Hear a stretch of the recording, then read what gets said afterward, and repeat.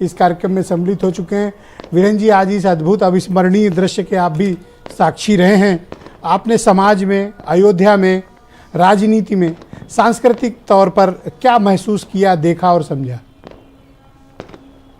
देखिए, एक चौपाई है कि जा सुबिरहु सोचहु दिन राती, रटहु निरंतर गुण गण पाती, रघुकुल तिलक सुजन सुखदाता, आयु कुशल देव मुनि त्राता। अर्थात जिनके विरह में आप रात दिन परेशान रहते हैं, सोचते हैं, और जिनके चरित्र और गुण समूहों की पंक्तियों को आप निरंतर रटते हैं, वे ही रघुकुल के तिलक, सज्जनों को सुख देने वाले और देवताओं तथा मुनियों के रक्षक राम सकुशल आ गए हैं। तो राम आज अयोध्या में अपने भव्य मंदिर में विराजमान हो गए हैं, जिसको लेकर पूरे देश में एक बहुत बड़ा आंदोलन और लड़ाई चली। ये आप कह सकते हैं कि मुगल काल की समाप्ति के बाद से इस देश में राम को स्थापित करने के लिए एक आंदोलन लगातार चलता रहा। कई पीढ़ियां चली गई, बहुत सारे नेता चले गए, सरकारें चली गई, लोगों ने सर्वोच्च बलिदान किया, लेकिन अब इतने लंबे सालों बाद, कानूनी लंबी लड़ाई के बाद आज राम का मंदिर बन के सबके सामने आया है। ब्रजेश जी, राम मर्यादा पुरुषोत्तम कहे गए। उनके मंदिर का निर्माण भी अगर आप देखिए तो सभी मर्यादाओं को, कानूनी प्रक्रियाओं को ध्यान में रखकर ही पूरा किया गया है।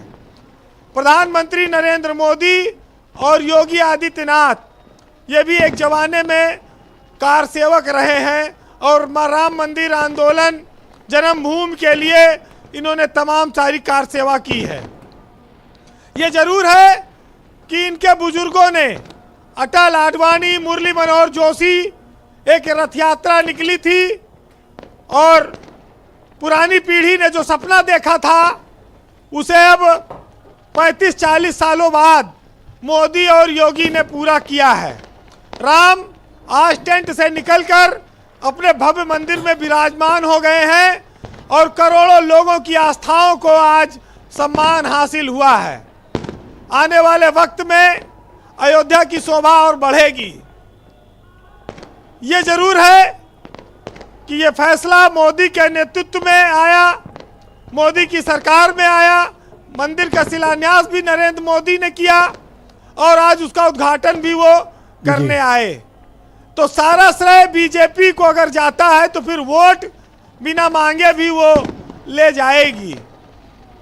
एक ताना चलता था, एक आलोचना होती थी कि ये मंदिर के नाम पर वोट तो मांगते हैं लेकिन मंदिर नहीं बनाते हैं। अब शायद वो व्यवस्था भी आज के बाद समाप्त हो जाएगी। भारतीय समाज में जितने देवता हैं उसमें राम सर्वश्रेष्ठ है। राम की पूजा ब्रह्मा, विष्णु, महेश सब करते हैं। वो राम तीनों के आराध्य हैं और राम मानव के रूप में जब तक पृथ्वी पर रहे, उनके आचरण को आज कई सौ हजारों सालों बाद भी सर्वश्रेष्ठ माना गया, सिर्फ इसीलिए कि सबसे ज्यादा ताकतवर और सर्वोच्च देवता होने के बावजूद कभी उन्होंने कोई ऐसा प्रदर्शन नहीं किया, कोई ऐसा उल्लेख नहीं मिलता है कि जो साधारण आदमी से ऊपर उनको बनाता हो। तो हर मनुष्य की प्रेरणा के स्रोत राम इसीलिए बने हुए हैं और उनके आचरण का पालन करने के लिए कहा जाता है। बात आई थी अभी कि एक पुत्र के रूप में परिवार, माँ, बाप, भाई, समाज, हर जगह राम श्रेष्ठ है जी। राम के आचरण को कोई छू नहीं पाया, वो हर जगह समर्पित ढंग से रहे हैं, इसीलिए उन्हें मर्यादा पुरुषोत्तम कहा गया जी।